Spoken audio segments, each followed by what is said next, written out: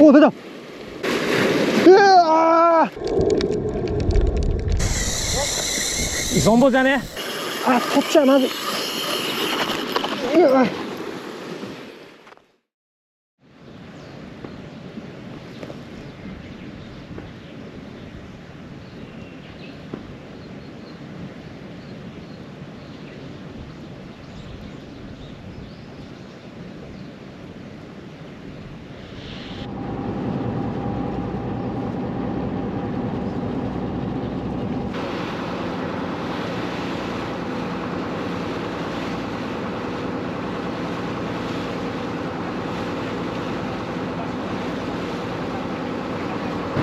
漁師やってたんですか？漁師もやってました。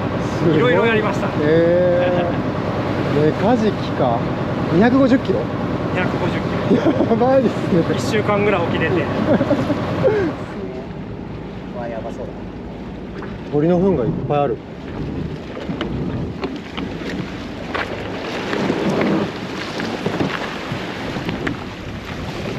これちょっと重いんで気をつけてくださいね。はい。ありがとうございます。よし。やりますか、戦いを。風が。風向きもいい感じですね。そうですね。一応、ただドラグはあんまかけない方がいいです。サメいるし。ああ。じゃあ、まあ、僕はもともともうドラグは緩めでいくんで。これ。鳥が食べたものかな。トビウオですね、これ。今年はあんまりトビウオが多くないっていう話でしたけど、これがあるってことはこの磯の周りは期待できるかもしれないですね。鳥の糞もなんかいっぱい足元についてるんですよ。これは多分周りに小魚がいっぱいいて、ここが鳥の休み場になってるってことだから、やっぱ状況良さそうな気はしますね。はい、では母島沖磯長江、3日目かな、やっていきます。今日ね、相棒は自分のやりたいことがあるってことで、まあ山に登ったりしながら過ごしてるんだと思いますけど、お休みです。今日は僕一人でガチ釣りをやっていきます。今日はね、母島のエキスパートアングラーの皆さん、といってもまあみんな旅人というか釣りがしたくて集まった若者たちですけど、その方々と一緒に乗ってます。で、皆さんトップ投げてるんで、僕はちょっとトップとは違うスネコンで水面直下系のルアーでやっています。やっぱり人と違うことをやってみて反応を見るというのがいいかなと。4人せっかく乗ってるんですから、みんな違うことをやっていきましょう。そうした方が魚が何に反応するのか見極めやすいはず。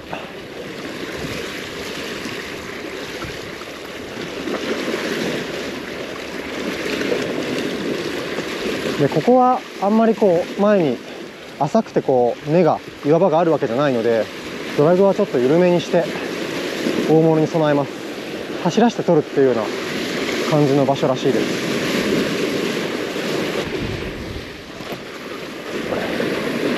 まだでも潮がそんなに動いてる感じじゃなくて、流れてないからまだ時間じゃない気はします。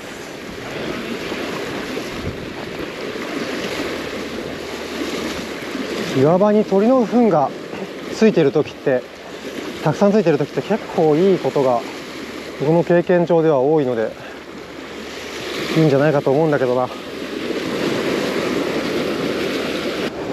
っち側風が当たるんですけど、風が当たる側向かい風ですけど、もしかしたらそっちの方が良かったりするかな。向かい風ってやっぱこう小魚が流されてくるので、こうサーフの釣りとかでもいいことが多いです。どうだろうか。ちょっと反応がないんでポッパーに変えてみます。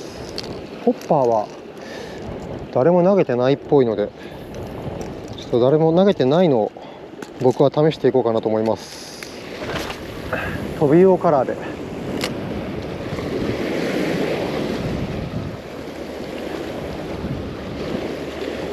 この水しぶきで魚の活性を上げるというか、スイッチを入れるみたいな、そんな感じ。あそこで捕食やってるぞみたいな、捕食音にこう見立てるようなイメージ。あとまあ単純にここ深いので、この水の音で気づかせて遠くから魚を集めるみたいな、そんなイメージでやってます。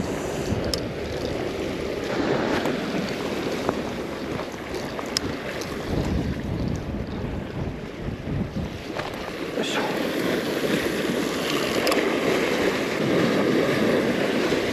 こうやって波しぶきを上げてちょっと待ってみましょう。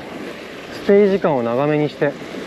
というのも深いところからこう魚が上がってくるのに時間がかかるような気がするので、この波しぶきとか音で反応させて上がってくる魚を待つ。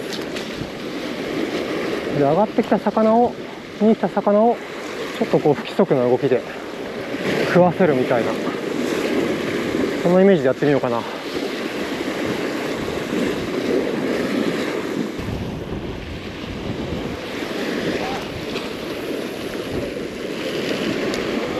お、出た。出ましたね。なんか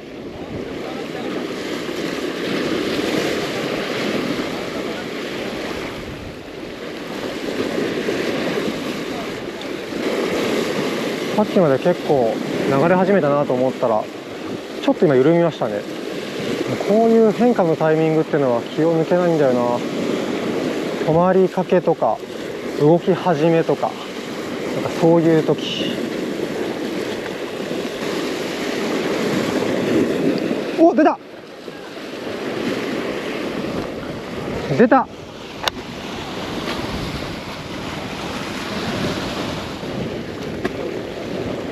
早いな。ヒットから釣り上げるまで1分もかかってないですね。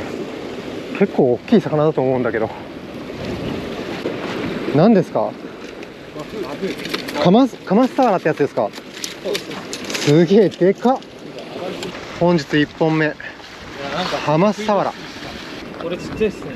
ちっちゃい方ですか？これでもまだどれぐらいになるんですか？大きさこれって70度2メーターとか超えるんですか？ぐらいいきますね。すげえな。そういえば父島でオフショアに乗った船に乗った時に船長が言ってましたけど、これなんか島寿司の原料になるらしいですよ。ああ、そうですね。よし、ちょっとだいぶ太陽昇ってきたんで、ナチュラル系ので水面直下を泳がせられるスネコンでやってみます。こう水面にできらない魚も取るみたいなイメージかな。食わせるみたいなイメージかな。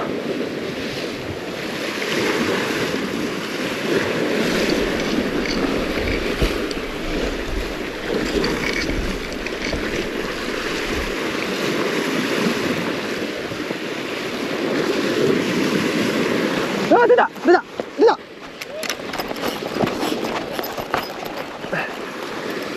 1投目マグロっぽいな。う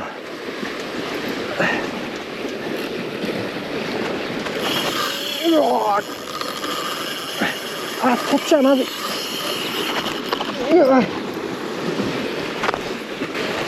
あ、こっちに泳いでる。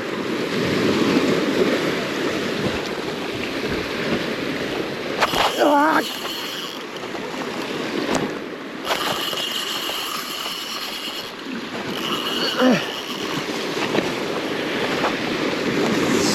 すごいパワーや。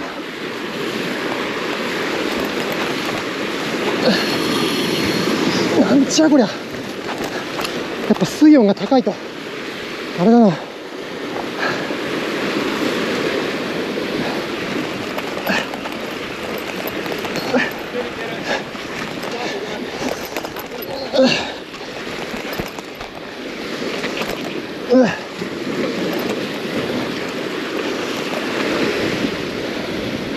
あ、やばい、サメに追われてる。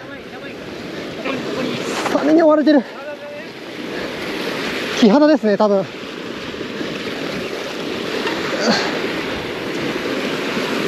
よし、出した。顔出した。どこにあげたらいいかな。そっち持っていこうかな。いけます？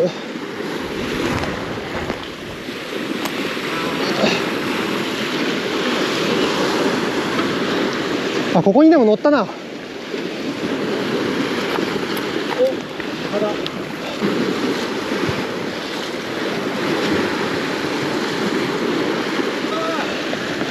ありがとうございます。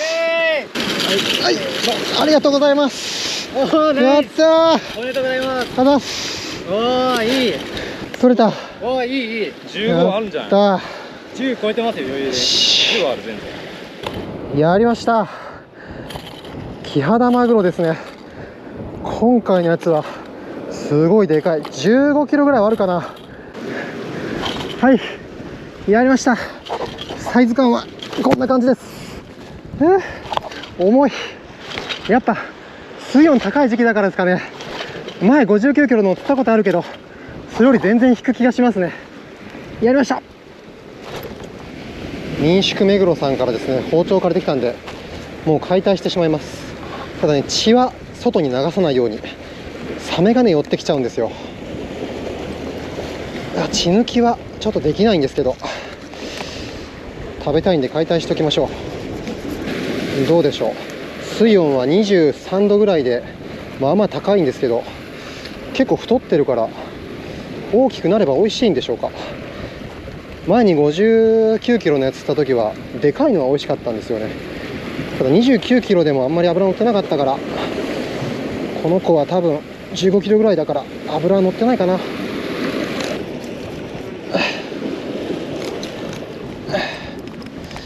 よし、こんな感じで柵の状態にしてビニールに入れてね、クーラーに入れて持って帰ろうと思います。胃の中は空ですね。なんか小魚が入ってれば何を食べてるのか分かったなと思ったんですけど、空っぽですね。カジキかかるってすごいですね。推定どれぐらいの大きさだったんですか。100キロぐらいのイソンボ。100キロのイソンボ。すごいな、そんなのいるのか。でかい。大丈夫？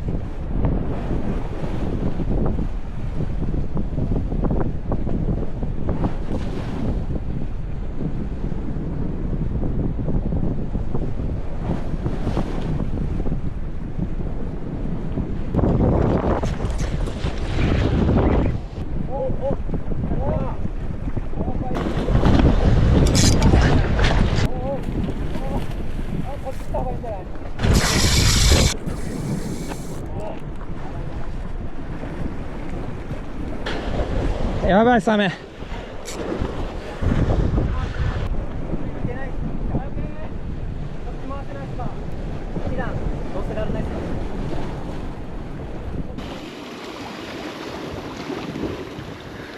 10ちょいある。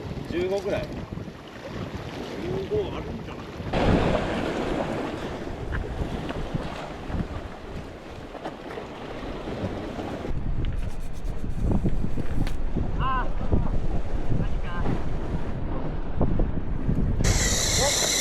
イソンボじゃね？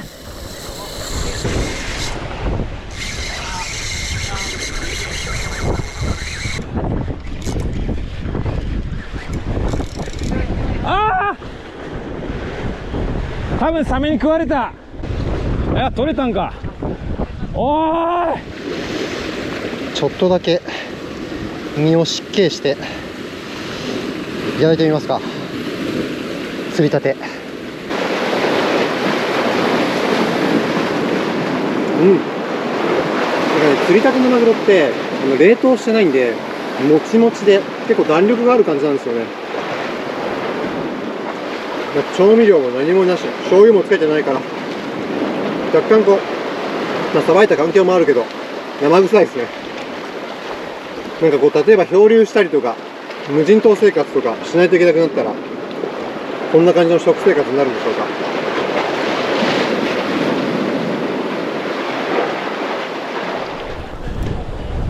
イソンボじゃね？はい、サワラサワラサワラ。ああ、いけねえよ。サメに食われたみたいですね。小笠原本当にサメが多いんで、サメにヒットした魚を持っていかれてしまったみたいです。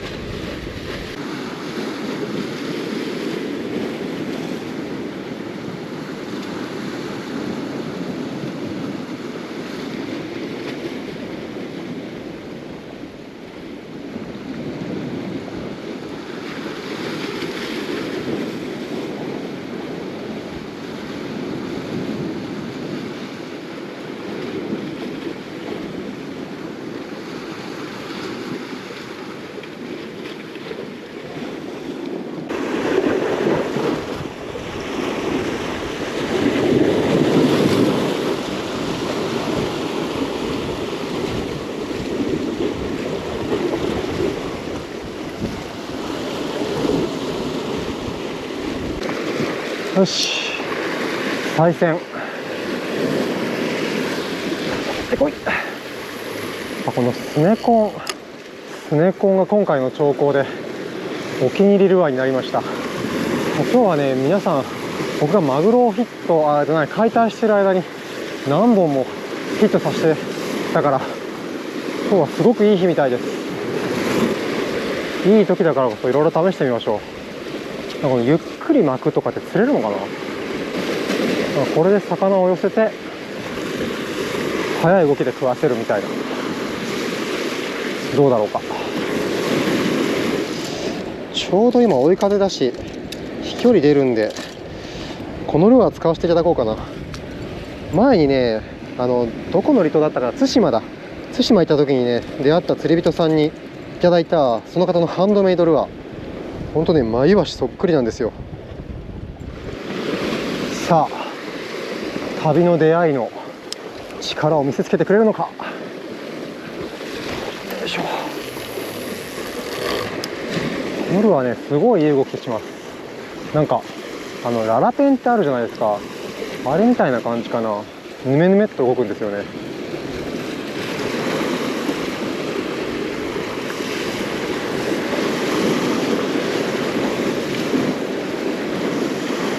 なんか今追ってきたな。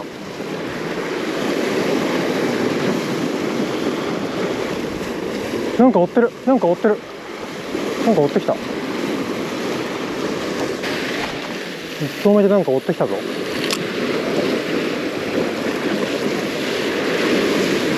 速い動きだったら見切られずに食うか。今なんか見切った感じしましたね。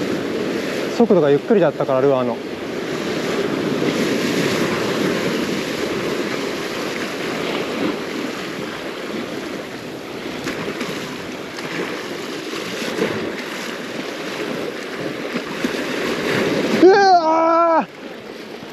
うわ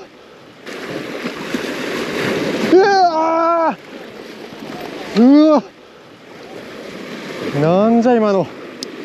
すごい。多分今のはあれですね、カマスサワラだ。うわ、すごい。ルアーがほら、今噛まれてバーンって噛んで手前に走ったんでしょうね。ほら、噛まれた傷跡がついてます。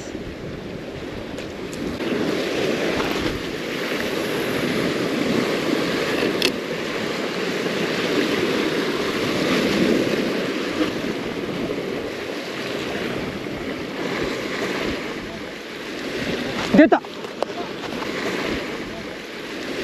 出た。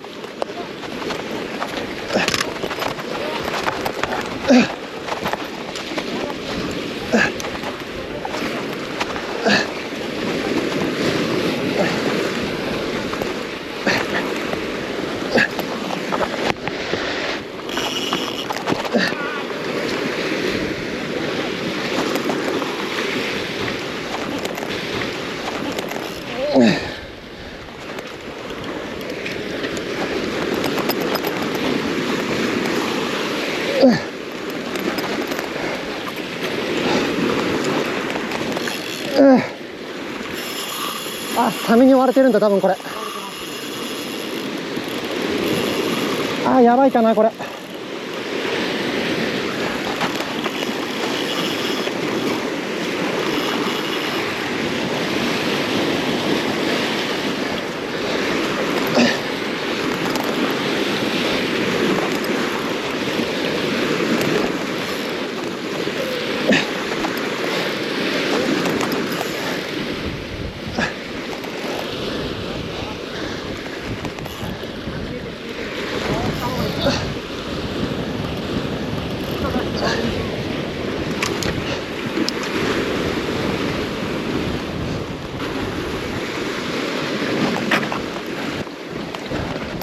目につられそうだからちょっと回る。よ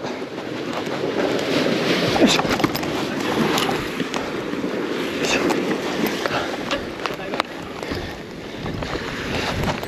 よし、足場のいいところで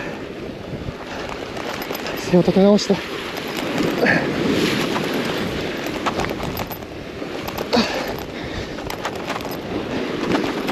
よいしょ。早くしないとでもサメにやられちゃうからな。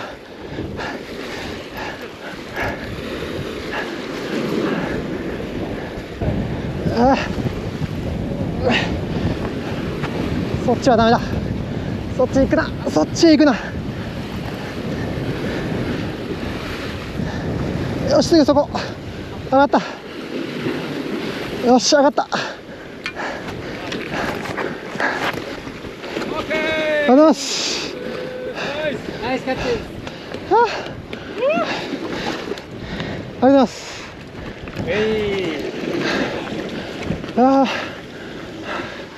キハダマグロ2匹目。この子は10キロないぐらいかな。やった。この頂き物のルアーで釣ることができました。ありがとうございます。やりました。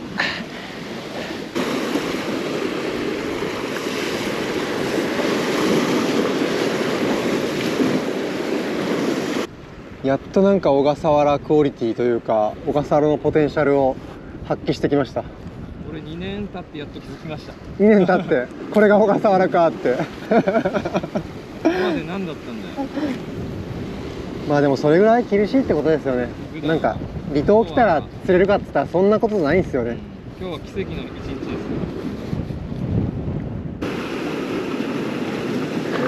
す。怖え。ちょっとね当たりがなくなって落ち着いたんで、小さいルアーとかも投げて遊んでみます。なんかね、磯際に結構カッポレっていう魚がいるんですよ。なんか黒いロウニンアジみたいな魚です。ちょっと狙ってみます。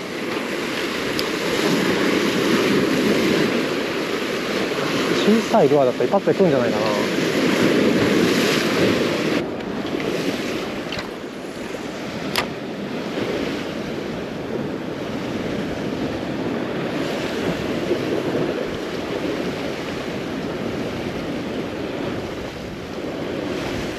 追ってきた。カッポレ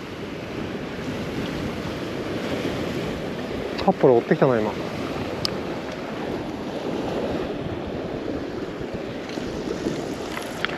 なんか8の字とかやったら釣れるのかな。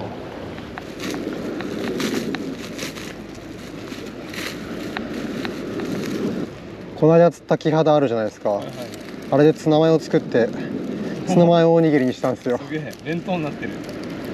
結構シーチキンにしたらツナにしたら美味しいですね。すごいツナにする技もあるんですよ。油で煮るだけですよ。ニンニク入れて油で煮るだけです。塩コショウかけて。普通にシーチキンみたいな感じになります。普通にシーチキンです。かなりうまいですよ。ほらこんな感じ。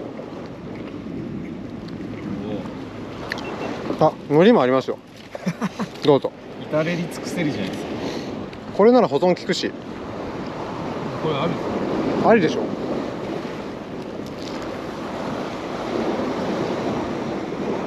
他のシーチキンより美味しいです。よかった。なんか風味がちゃんと合う。これね、血合いのところの肉なんですけど、ツナにしたら全然ね食べれます。そんなにね、この血生臭さみたいなのも気にならないです。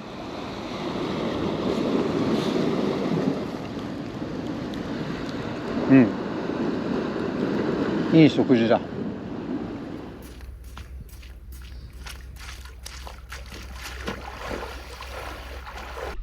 お水は結構冷たい。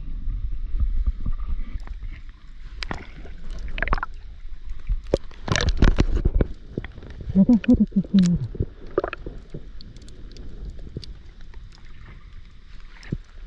見てきた。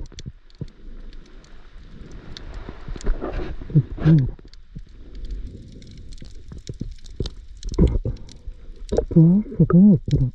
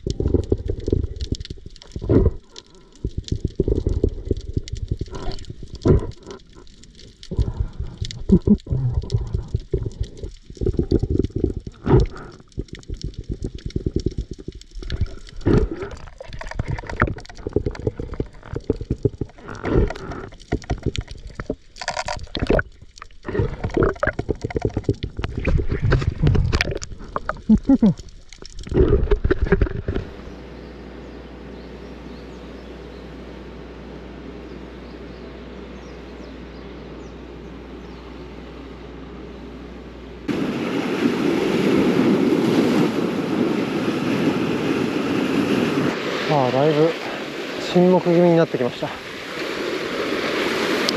みんなヒットがなく、反応もなく、なんか潮目も遠くに行ってしまったっていう感じで、朝まずめだけだったみたいですね。あそこに浮いてる船なんですけど、多分父島でお世話になったワンダーツアーさんですね。ここまでだいたい2時間ぐらいかかるんで、結構遠征で来られてるんですね。まさかこんなところで再会したわけじゃないですけど、またお目にかかれるとは。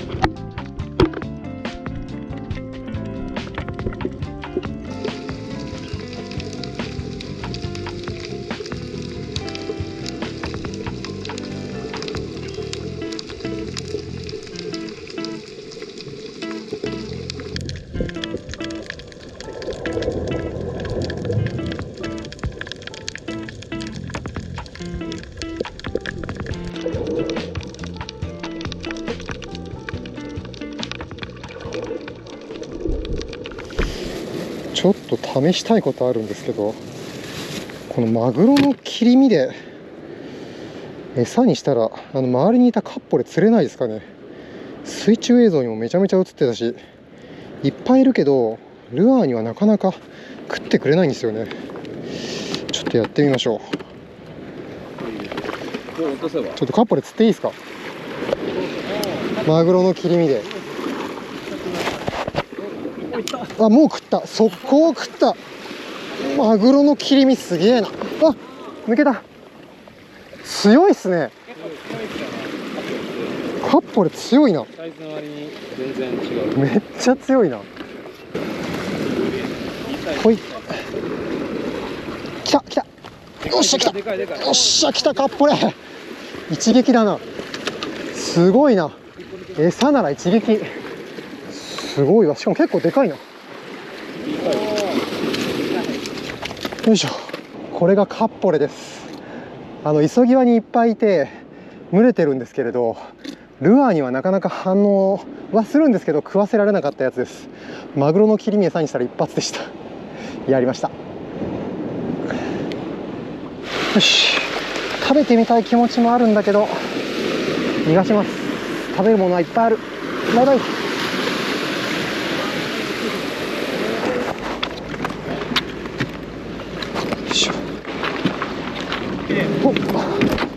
よし。お疲れ様でした。お疲れ様でした。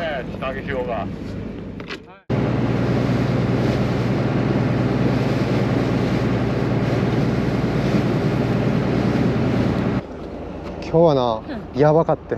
爆笑爆笑やって。爆笑だった。よか爆笑ったじゃん。もう爆見たこ笑。とないぐらい。うわ、よかったじゃ爆笑やっん。て。すごい。30ヒットぐらいあったかな。マジか。全部。いや、あげられた。上げられたのも、でもやっぱ特大級はやっぱりサメにやられたりとかああ。切られたりとかで結構厳しかったけど。いやー、すごっ。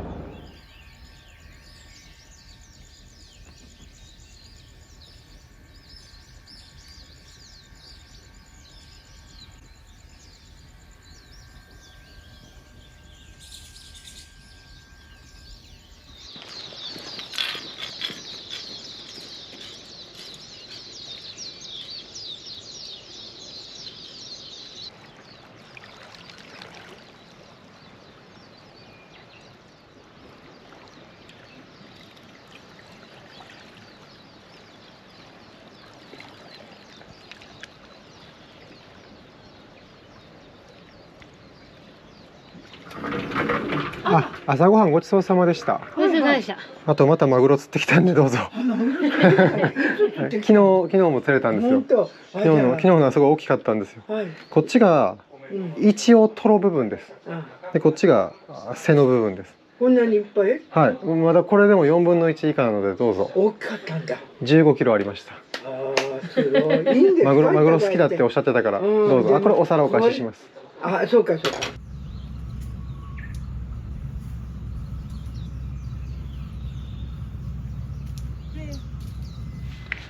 よし。よし、では行きましょう。夜釣りに。はい。というわけで今日は夜釣りです。打ち込み釣りをね、ぶっ込み釣りをやってみようと思います。というのもこの島ね、基本的にサメだらけなんですけど、とある場所のこの湾の奥だけはあんまりサメがいないらしいので、そういう風に島の人に聞いたので、そこでやってみようと思います。ではぶっ込み釣りをやっていくんですが、仕掛けはですね、こんな感じの誘導仕掛けですね。ですっごいね、太めのこのフロロカーボンのハリスの先に大物用のね、針をつけてます。で基本ね、メインライン P ラインなんですけど、その先にスレ対策で、太めのこのナイロンをここにこう巻き込むような形でセットしてます。で餌はですね、この泳ぎ釣りで相棒が釣ってくれた魚を使います。あとはマグロの残りのこのすいた骨とかも持ってきてるんでね、この辺も使っていこうと思います。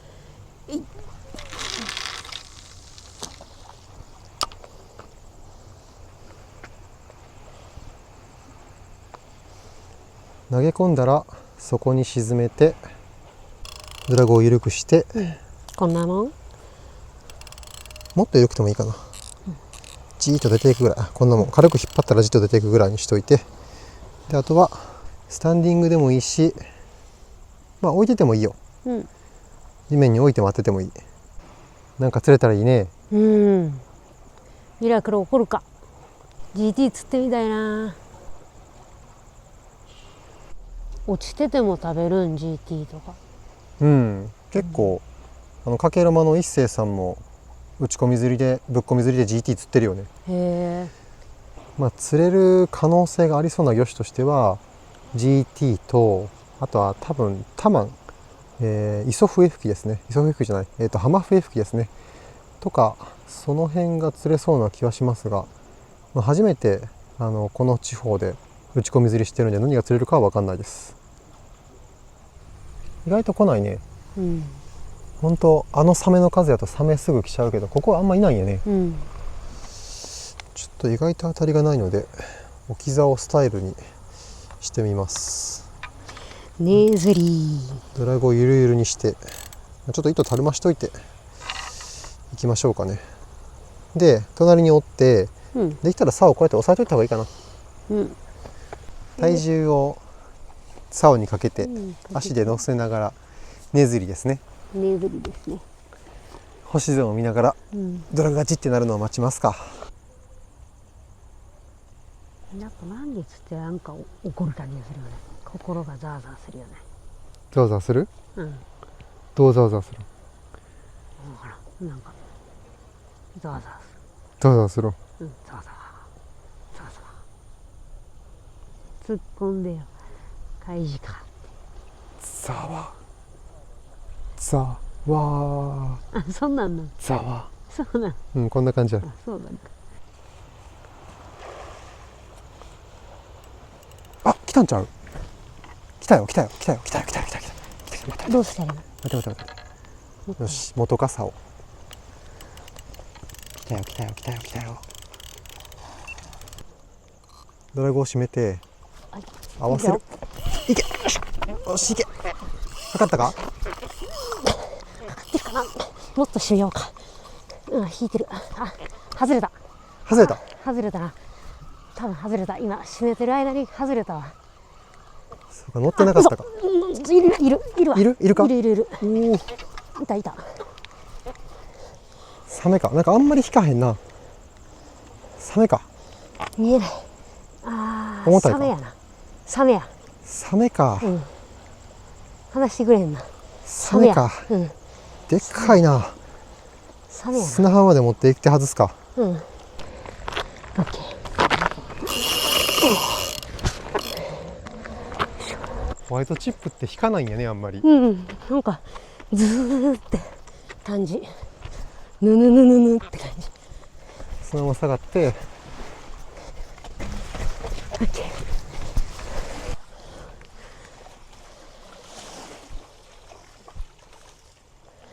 ー。よし、取り込んだろ。い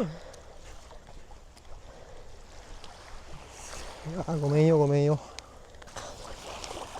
よいしょよいしょよいしょよいし虫がやばい。ょ。はい。眠り深です。うふふ。針だけ外してあげよう。はい。針は取れたんかな。よし、逃がすよ。ほっ。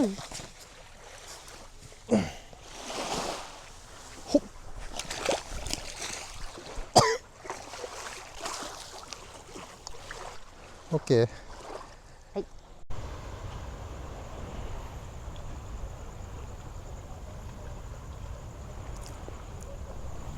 サムやるんか？うん。ガッツがあるね。最後だからな。今のちょっと主人公感あったら最後だからな。何それ。主人公感あった今の。うん。独特の感性を持っているうちの妻です。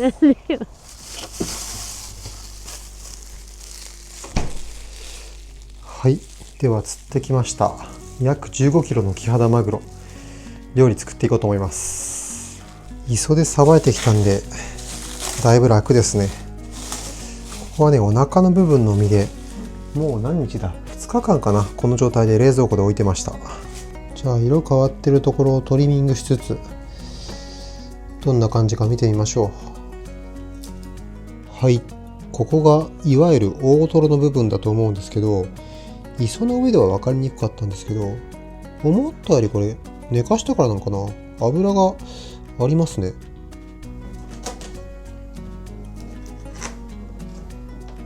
いわゆる大トロ部分、端っこの方をちょっとだけ味見してみましょう。ちょっと筋があるな。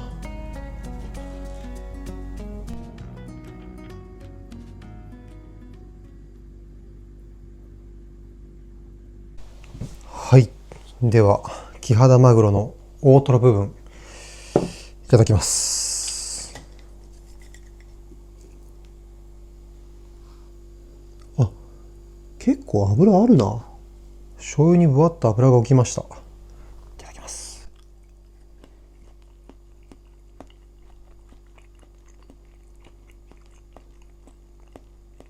うん、筋は若干ある。でも美味しいですよ。普通に脂の乗ったマグロっていう感じです。なんか臭みとか血抜きがうまくできなかったですけど、臭みもそんなに気にならないし、食感も割といいですし、美味しいですね。キハダマグロ美味しくないってよく聞くけど、なんかあんまり僕はそうだと思わないんですよね。うん。普通に美味しいけどな。こっちはですね、背の部分なんですけど、思ったのが血抜きできてなくても、この皮の部分を下にして置いとくと、こっちに血が流れて、ある程度身からは血が抜けるんじゃないかなと思うんですよね。なんかそれぐらいさっきの身は生臭くなかったですね。やっぱね、空気に触れた表面は酸化してしまいますからね、ちょっと臭いです。で、この尻尾の方、後ろの方はあんまり脂が乗ってないと思うので、こっちをね、料理に使います。ほら、断面なんか綺麗なもんですよ。皮を引いて、そしたらちょっと分厚めにカットしまして、マグロにまんべんなく塩コショウを振って、ニンニクをすりおろす。で、すりおろしたニンニクと和えまして、マグロの身になじませる。卵を溶いて、でさっきの身を小麦粉、溶き卵でパン粉の順でまとわせて、そしたら油で揚げる。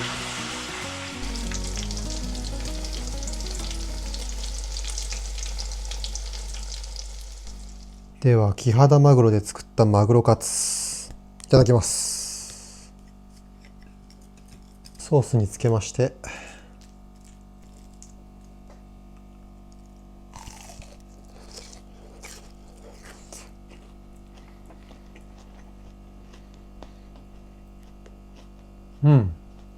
揚げ加減はバッチリですね。で、キハダマグロのこの肉質なんですけれども、そうだな、悪く言うとパサついてる感じで、こうジューシーさが足りないっていうところだと思います。鶏の部位で言うと、そうだな、胸肉に近いですかね。胸肉をなんだろうな、もっとホロホロ柔らかくしたような、そんな感じでしょうか。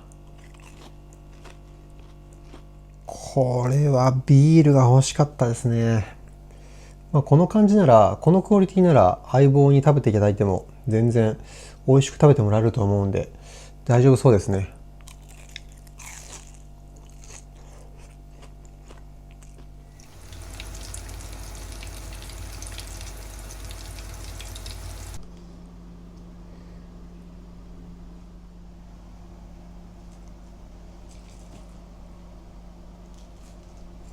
大盛りやな。カツがでかいな。でっかいね。はい、いただきます。マグロカツカレーです。絡めていただきます。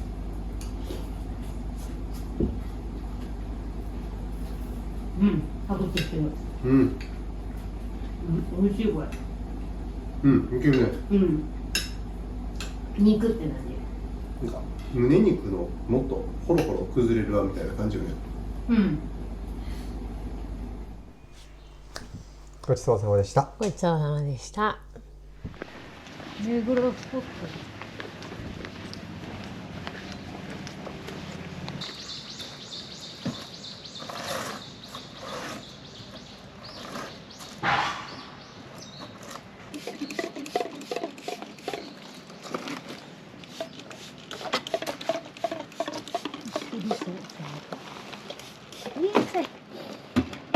酢がなんか新鮮な酢の匂いしてる。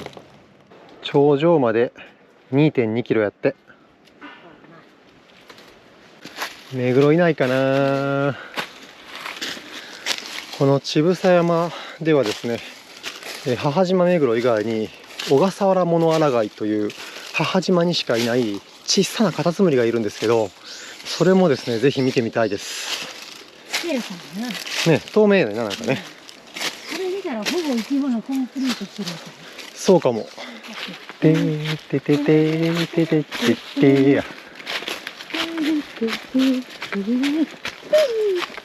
何それ。何それ。母島目黒。そんな鳴き声じゃなく、母島目黒。今鳴いたんちゃう。今鳴いてるよね。鳴いてる。あれそうやね。ピーって。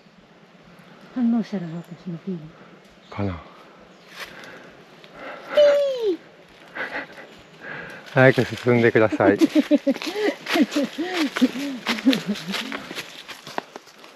あ、爆弾の跡ってあるで。あ、それや、それ。あ、これがそうなんやわ。わ、すごい。あ、なるほど。すごい。この穴がそうらしい。太平洋戦争中、米軍機が本土爆撃の機と不要爆弾を落とした跡と言われ、直径19メートル、平均幅9メートル、深さ 4.5。これがすごい威力やね。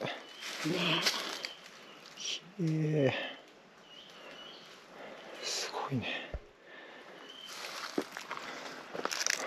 おお、今日は雲がかかってないね。ね、上の方に来ても。ね、そうね、ほとんど雲だね。ね、快晴。雨女返上か。すごい。立派なガジュマルやね。これすごいね。すごい、これは。すごい。でもこれ外来種やるんだよ。あ、ガジュマル？うん。あ、そうなんだ。戦前になんか防風林として導入したんだって。へえ。そんなのが野生化したんだって。あ、そうなんや。すごいよね、これ。ラピュタの木みたいやね。ね、かっこいいな、これ。すごい、ガジュマルのトンネルやね。すごい。すごいな。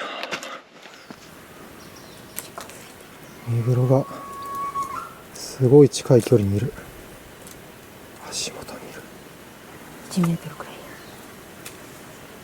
虫を探してるのかな。ね、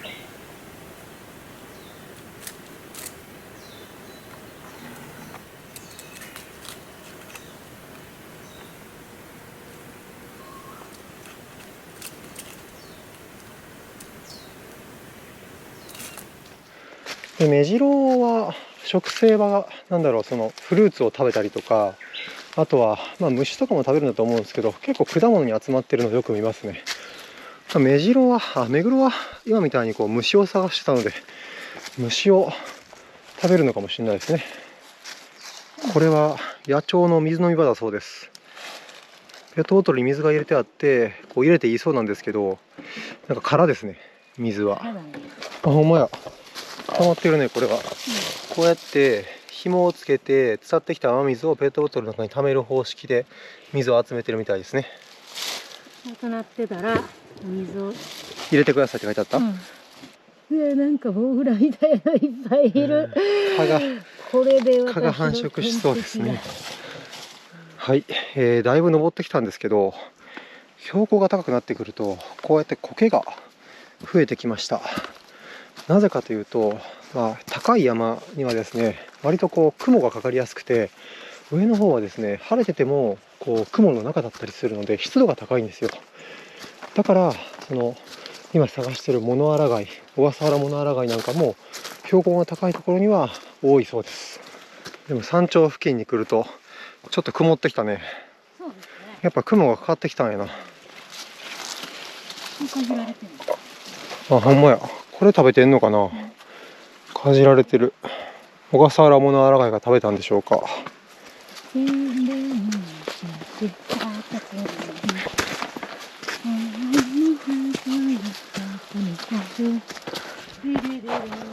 頂？山頂っぽいこれ。山頂っぽいね。あ、山頂や。462メートル。意外と早く着いたね。1時間半ぐらい登ってきたね。あ、雲出たね、山頂は。あ、ちょっと霞んでるけど、でもすごい景色。うわー、高いな。やっぱ登ってきたね。いいね。あそこがあれか、港か。あそこから来た、あっこから来たよね。反対側。うわ、すごい。すごいね、こっち。すごい綺麗な青。あ、やっぱりこっちこうやって標高が高いから雲がかかってる。すごい青やね。めちゃくちゃ綺麗な青だね。これがボニンブルーってやつか。うわ、こっちの景色すごいな。ね、ちょっと進んでるけど。すごい。青がすごいね、ほんと独特の青や。奄美とかともまた違う青やな。ね。濃いよね。濃い。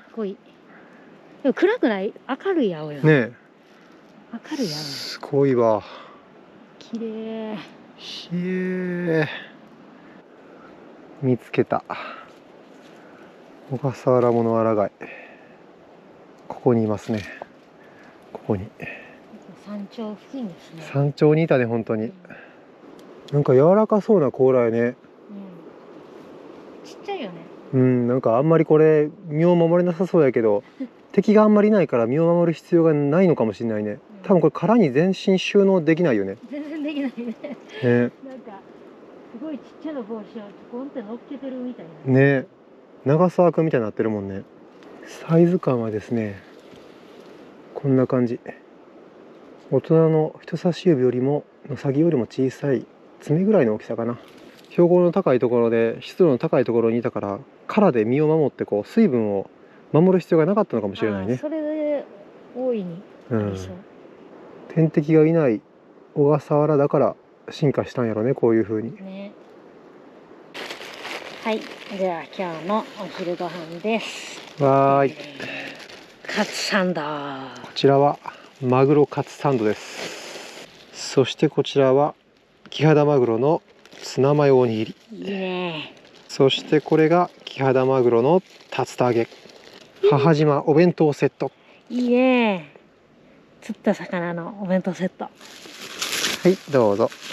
ーい。ツナマヨです。わーい。ツナマヨはごま油とめんつゆでこのお米には味をつけてあります。で、中にツナマヨが入ってます。はい。そうですな。うん。程よい塩気が美味しい。うん。いいねこれ。美味しいねこれ。美味しいやろ。うん。ごま油新しいな。美味しいわこれ。いや、なんか山登るとさ、喉乾くからさ、うん油でつるっといけた方がいいかなと思って。竜田揚げがうまい。しょっぱさ最高。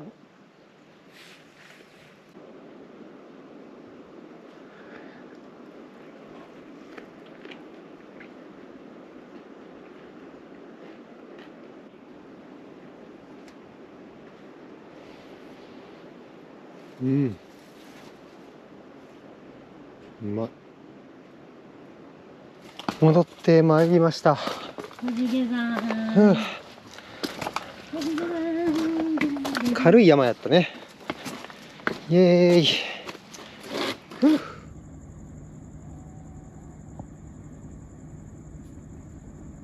一番有名なわさびがなかったソウルわさびがなかったから洋辛子を使う。洋辛子、からしが入ってるんです。そうですね。へえ。島寿司。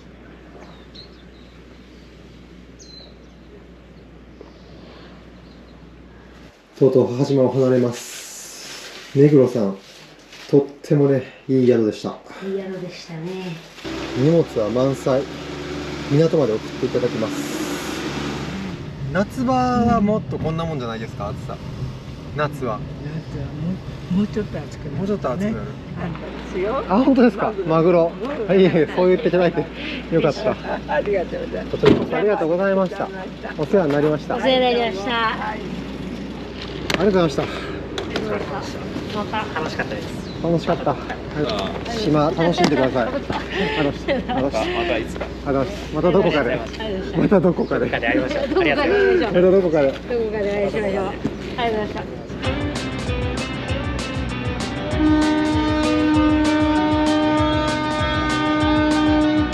磯マグロ頑張って。頑張れ。30キロ。取ってほしいな。ねえ。頑張れ。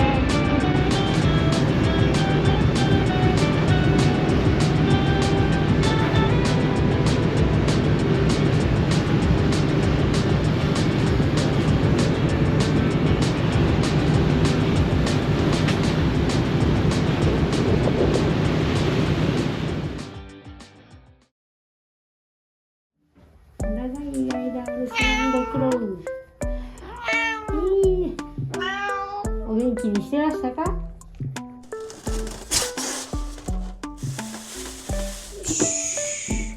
もう釣って1週間ぐらいになるかな。多少色変わってますけど、トリミングしたら全然食べれます。ほら、断面はこんなに綺麗。ほら、表面の黒くなった部分を取り除くと、ここもね全然綺麗ですね。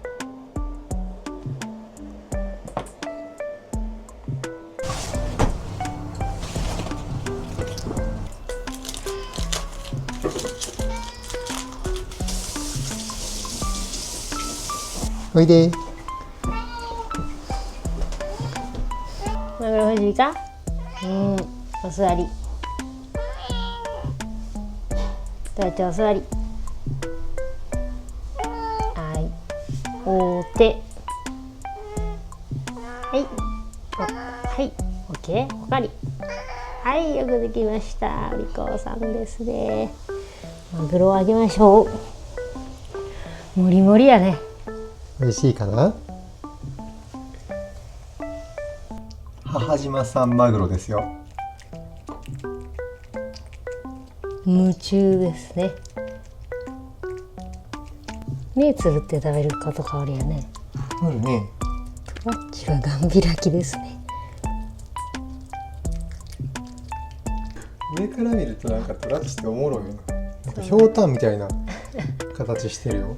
そうな。うん、スマートやね。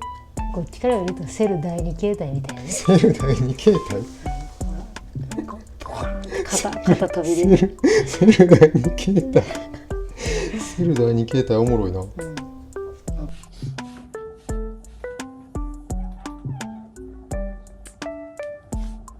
抜け毛の季節です。